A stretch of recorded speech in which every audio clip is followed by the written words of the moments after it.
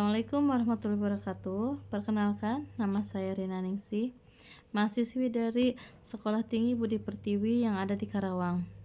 Di sini saya akan mempresentasikan tugas individu mata kuliah ekspor dan impor dengan Bapak dosen Pedro de Silva, STMT, dan dengan tema ekspor yang ada di Indonesia. Saya akan memaparkan definisi dan konsep dasar ekspor. Yang pertama, definisi ekspor kegiatan mengeluarkan atau mengirim barang atau jasa dari wilayah pabean suatu negara ke wilayah pabean negara lain. Yang kedua, tujuan utama menghasilkan devisa bagi negara dan memperluas pangsa pasar bagi perusahaan pembeli. Yang ketiga, pelaku ekspor, penjual dan importir, definisi dan konsep dasar. Di sini ada beberapa jenis-jenis ekspor. Yang pertama, ekspor langsung atau direct ekspor. Definisi eksportir langsung menjual dan mengirimkan produk pembeli atau importir ke luar negeri tanpa melalui perantara di negara asal. Contoh, perusahaan kerajinan di Indonesia menjual langsung ke toko retail di Australia. Yang kedua, keuntungan kontrol penuh atas pemasaran dan margin keuntungan lebih besar. Contoh ekspor yang kedua, ekspor tidak langsung atau indirect ekspor.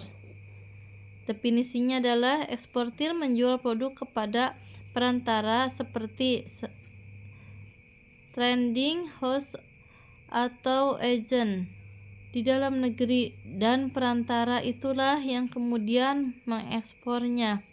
Contoh UMKM kopi, menjual biji kopi kepada perusahaan eksportir besar dari Jakarta, dan keuntungannya resiko lebih kecil, proses lebih sederhana, dan tidak perlu mengurus administrasi pabean internasional.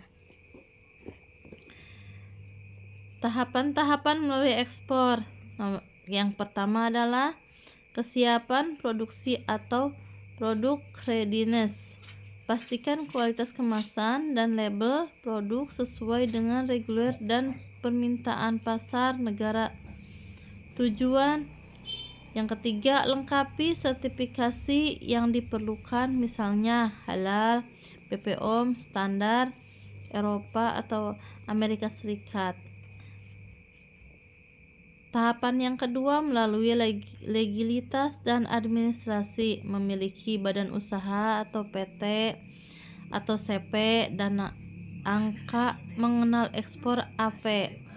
Yang kedua, menguasai dokumen ekspor utama atau invoice, packing list, bill of loading atau airworthy bill pemerintahan ekspor atau barang.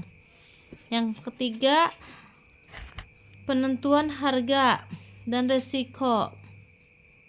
Tentukan syarat penyerahan barang dan pembagian risiko menggunakan instrument atau misalnya PBO, CIP,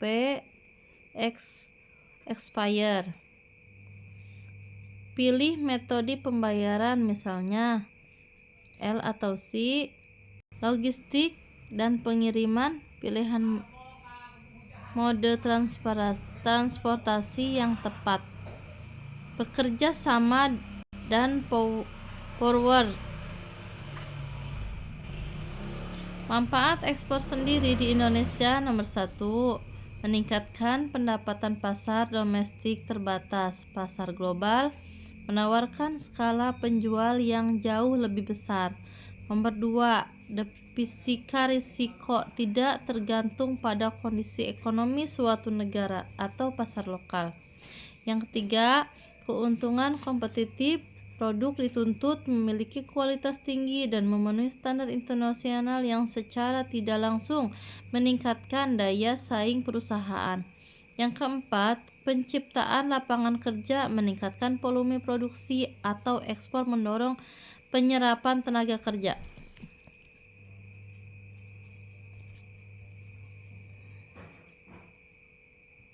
Contoh-contoh produk ekspor unggulan di Indonesia ada beberapa ya.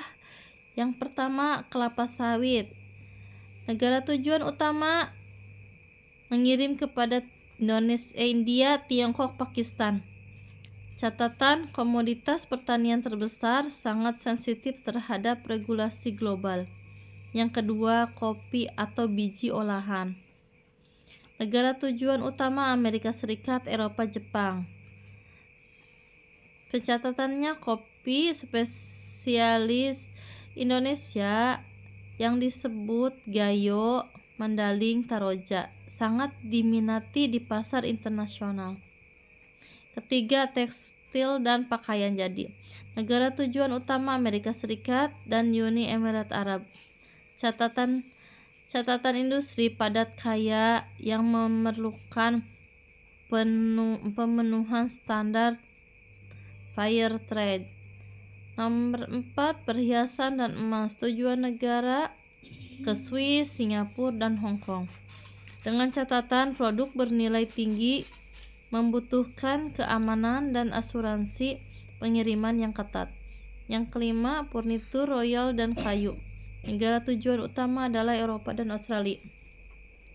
Dengan catatan menonjolkan desain unik dan ramah lingkungan. Kesimpulannya, ekspor adalah strategi viral untuk pertumbuhan ekonomi perusahaan dan nasional dengan kesiapan produk, penguasaan administrasi, dan pemahaman Incoterm. Setiap pelaku usaha memiliki potensi untuk menambah pasar global. Demikian presentasi kami yang saya sampaikan. Kurang lebihnya mohon maaf. Assalamualaikum warahmatullahi wabarakatuh.